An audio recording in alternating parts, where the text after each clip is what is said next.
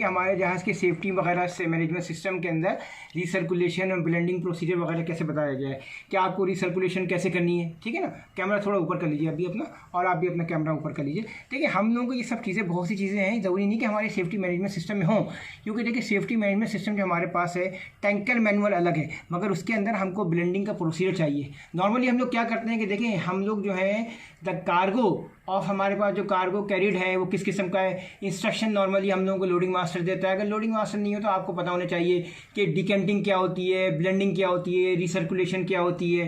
देखिए डिकेंटिंग में तो आपको पता है कि पानी निकालना है आपको, और फिर ये कि पानी निकाल के आप अपनी जगह सेफ रख लें और बाकी कार्गो है वो आ जाए। नॉर्मली फर्स्ट करें स्मॉल शटलर या बटलर कभी किसी कंपनी में होते हैं, वो आते हैं तो कभी उनके पास फ्री वाटर होता है। जब फ्री वाटर होता है तो फाइनली क्या होता है, हमको कार्गो अलग करना होता है और डिकेंटिंग के थ्रू पंप चला के, और शुरू में आप बाई ग्रेविटी कर सकते हो, बाद में जो है आप अपना पंप चला के पानी अलग कार्गो अलग कर दिया, आपने सेपरेट टैंक में कर दिया। अब ब्लेंडिंग के अंदर जो है मैं आपको एक चीज़ बताऊं, देखिए 2-3 घंटे का हम लोग कभी 3 घंटे का नोटिस देते हैं इंजन रूम में COPT के लिए, ठीक है ना, गैलाज पंप के लिए। उसके बाद हम लोग क्या करते हैं 30 मिनट का नोटिस दे देते हैं ताकि आपके बंदे वगैरह सब कंसर्न वगैरह डेक पर पहुंच जाएं, और मुख्तलिफ़ किस्म के चीज़ों वगैरह को रेडी करना होता है। फिर आपको इंजन रूम पंप रूम और मैनीफोल्ड और नीचे जाकर लाइनअप रिक्वायर होता है। फिर आपको क्या होता है इंजन रूम में आपको अपनी क्रेन से एसोसिएटेड इक्विपमेंट्स वगैरह सब रेडी करने होते हैं। फिर आपको एल्बो करना होता है, टैंक बटरवर्थ आपका मैनुअल के through, connect cargo hose to elbow, ये सब चीज़ें होती हैं। देखिए हमारे पास जो मैनुअल्स हैं, जो हमारे पास आपको ही पता है, टैंकर मैनुअल है, इमरजेंसी मैनुअल है, HACQ है, ship board engine room bridge navigation manual, उसमें बहुत सी चीज़ों का जिक्र नहीं है। आप अपना कैमरा इस साइड पे ले आए ज़रा, क्योंकि आपका सब कुछ उल्टा सीधा हो गया। ऐसे करें, हाँ ठीक है। अब मैं आपको जो बात बताने जा रहा हूँ, करीब आ जाइए कैमरा लेके, अभी करीब आ जाइए और करीब आ जाइए, ठीक है ना। असल बात सुने, होता यह है कि देखिए बहुत सी चीज़ों, जैसे यार्ड डिलीवरी वेसल है, उसका प्रोसीजर नहीं है हमारी उसमें कंपनी में, 4-5 प्रोसीजर्स हमारे नहीं हैं। अब मैं आपको ये बता रहा था कि connect manifold hose to other hose, connect with elbow, ये आपको बताना चाहिए। 30 minute notice to engine room for COPT, ये इंपॉर्टेंट है, आपको फिर दोबारा देना है ताकि तैयार रहें। उसके बाद क्या होता है, कैमरा मत हिलाएं। देखिए आप लोग कैमरा हिलाते हैं, मेरे से बातचीत नहीं होती है, फिर ये हिलते रहते हैं, यूँ फिर मेरे को हिलना पड़ता है। उसके बाद क्या होगा, start COPT at low discharge rate, ये इंपॉर्टेंट है। उसके बाद है चेक एनी लीकेजेस इन एल्बो या कार्गो होज, ये आपके लिए बहुत इंपॉर्टेंट है। उसके बाद क्या है, मेंटेन प्रेशर, इनिशियली आप 1 kg 2 kg से आप करोगे, ज़्यादा नहीं करना है यहाँ पे, ये नहीं कि आप 10 kg ले गए, हल्का 2-3 kg, ताकि आपके मैनीफोल्ड पर है 0.5 से स्टार्ट होके 1 2 3, सही ना।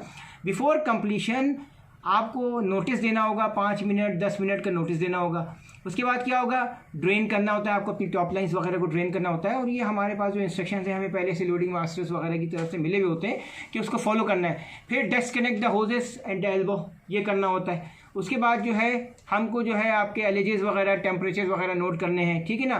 फिर हमारे एल्बो 2 सेपरेट होजेस वगैरह जो हमारे इस ऑपरेशन में 2 या 3 होजेस वगैरह इस्तेमाल होते हैं, एल्बोज वगैरह, उन सब पे हमें नज़र रखनी पड़ती है।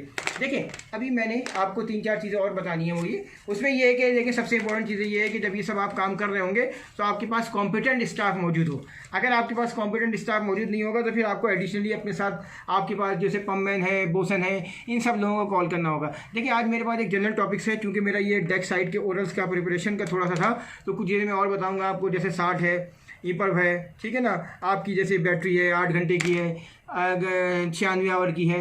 ईपर्व क्या होता है, देखिए EPIRB emergency position indicating radio beacon है, और अब जो है जीपर भी आ गया है जो कि बहुत सोफिस्टिकेटेड है और उसमें गलती की गुंजाइश कम है। अब GPS आ गया, DGPS आ गया, हमारे पास DGPS है। हमारे को जहाज़ों पे DGPS हमको अच्छा रेफरेंस देता है और ज़्यादा मोर एक्यूरेट पोजीशन देता है, मगर अब वही चीज़ अगर आप हवाई जहाज़ में चले जाओ वहाँ पर डिफरेंट हो जाते हैं, वहाँ पर आपको GPS आपका एक्यूरेट पोजीशन देता है। इसी तरह से आप 60 पर आ जाओ। छोटे मोटे क्वेश्चन आंसर हमने आज इसलिए बनाए थे अपने जूनियर ऑफिसर के लिए ताकि मुश्किल हो। देखिए be capable operation by unskilled personal, एक दफ़ा आप उसको दिखा देंगे तो अनस्किल्ड पर्सन भी कर सकता है, ठीक है सब। करीब होता है एक्स बैंड रडार पे आपको ये नज़र आता है, आपको ये पता होगा 3 सेंटर एक्स बैंड रडार पे आपको नज़र आता है। फिर क्या होता है, be of highly visible yellow orange colour on all surfaces to acid detection.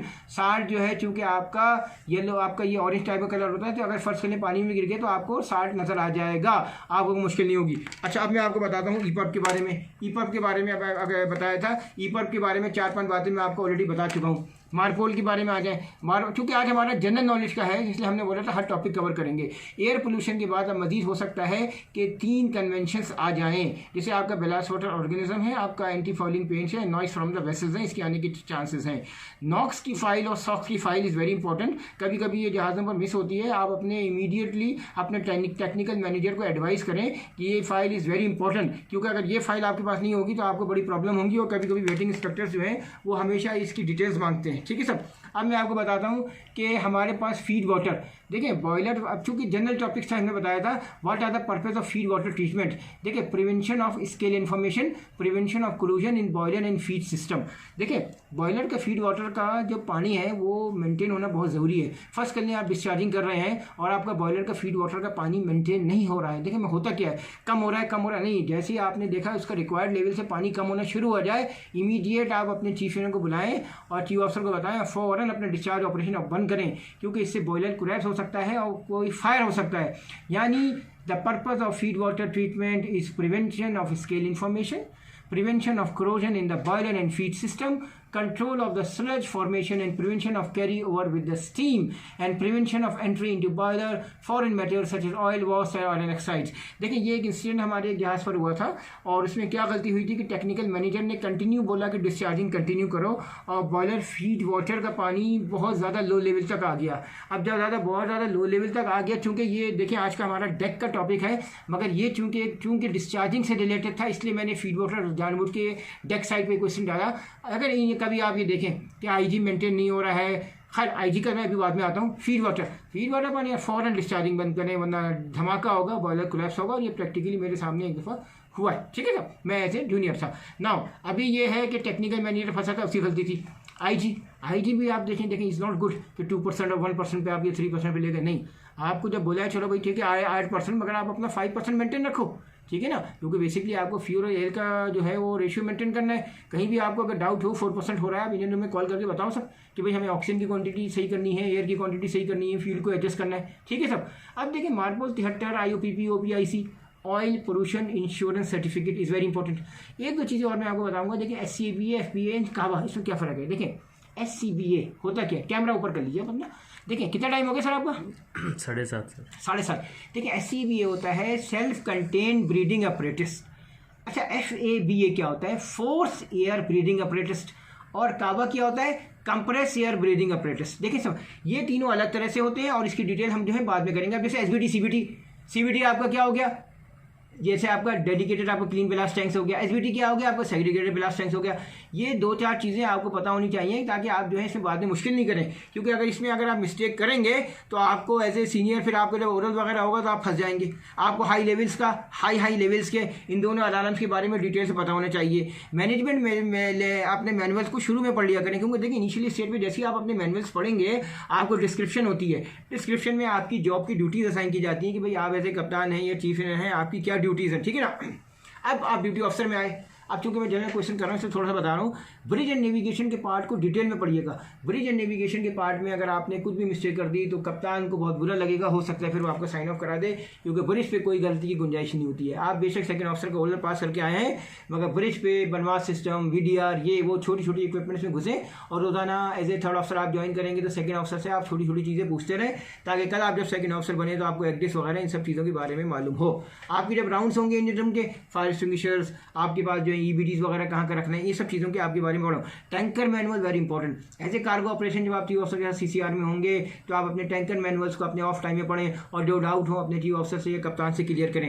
Emergency procedure देखिए ये वेरी इंपॉर्टेंट। थर्ड ऑफिसर में जब आप जाएंगे आपको सब चेकलिस्टें भरनी आनी चाहिए कि कौन सी इमरजेंसी होगी तो कैसे डील करेंगे। तो आपके पास जहाज़ पर एक चेकलिस्ट होती है, उसको बोलते हैं इमरजेंसी मैनुअल की चेकलिस्ट। इमरजेंसी मैनुअल चेकलिस्ट के अंदर आपकी सारी इमरजेंसीज डिटेल्स के साथ होती हैं, वो आपको कैसे मेंटेन करनी है वो आप अच्छी तरह से पढ़ के रखें कि fire in the boiler, fire in the engine room, fire in the deck कैसे मेंटेन करना है, क्या करना है। ठीक है सब। अब ये होता है कि शिप बोर्ड स्पेसिफिक ड्यूटीज़ होती हैं, क्या आपकी कौन सी पॉलिसीज़ हैं, कंपनी ने क्या पॉलिसी दी है, वो आप सब पढ़ के रखें। थोड़ा बहुत आपको इंजन रूम को पता होना चाहिए कि इंजन रूम के अंदर प्लेटफॉर्म वगैरह, जनरेटर्स वगैरह का, ये ठीक है। ऐसे जूनियर में आप अपने ऑफ टाइम पढ़ें, पहले आप अपनी जो है डिस्क्रिप्शन वाली ड्यूटीज़ जो है उनको अच्छी तरह से पढ़ के रखिए। ठीक है सब। अब ज़ाहिर सी बात ISM ISP score, port facility score वगैरह ये सब चीज़ें आपको पता होनी चाहिए। अच्छा, अब मैं आपको ये बताना चाह रहा था कि 4-5 चीज़ें और बताऊंगा मैं आपको। क्योंकि कितना टाइम हो गया सर आपका? 10 मिनट हो गए? 9:30। हम 10 से 11 मिनट पे जाएंगे। जनरल क्वेश्चन आंसर पे हम लोग बात कर रहे थे।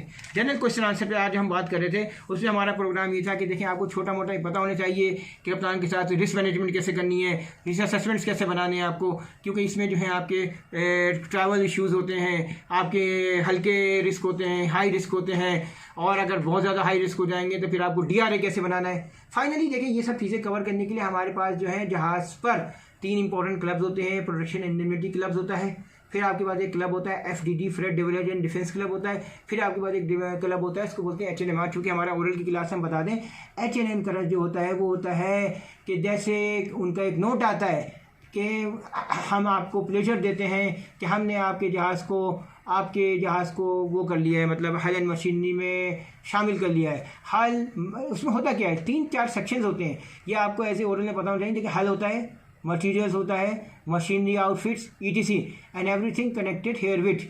अच्छा, सेक्शन B और सेक्शन C भी होते हैं। सेक्शन C में इसमें हल एंड मशीनरी का इसका आपका रिस्क इंश्योरेंस भी होती है, और सेक्शन B में increase the value and disappointments including excess of liabilities और मुख्तलिफ़ किस्म की लाइबिलिटीज़ वगैरह जो हैं वो हल एंड मशीनरी में आपको दी जाती हैं। उसका फ़ायदा ये होता है कि आपका जहाज़ मुकम्मल तौर पर सिक्योर हो गया। हल एंड मशीनरी, P&I और आपकी FDD डिफेंस, बहुत बड़े बड़े अच्छे owners freight, demurrage and defence club की इंश्योरेंस भी करते हैं। उससे आपका जहाज़ मज़ीद स्ट्रॉन्ग हो जाता है। आप जो है अपनी प्रीमियम दे रहे हो, आपका जहाज़ मुकम्मल तौर पर महफूज हो गया। कल खुदा न खास्ता कोई हादसा हो तो आपके पास ये सब चीज़ें हों। आज चूँकि हमारा जनरल टॉपिक था कि डेक साइड और इंजन साइड का भी मैं बाद में करूँगा, कि जनरल ओनर्स वगैरह का मैं बताऊँगा। फिर इन जिसके बाद में अपना अगला टॉपिक करूँगा जिसमें मैं इंजन रूम के बारे में थोड़ा बेसिक्स बताऊँगा। Thank you sir.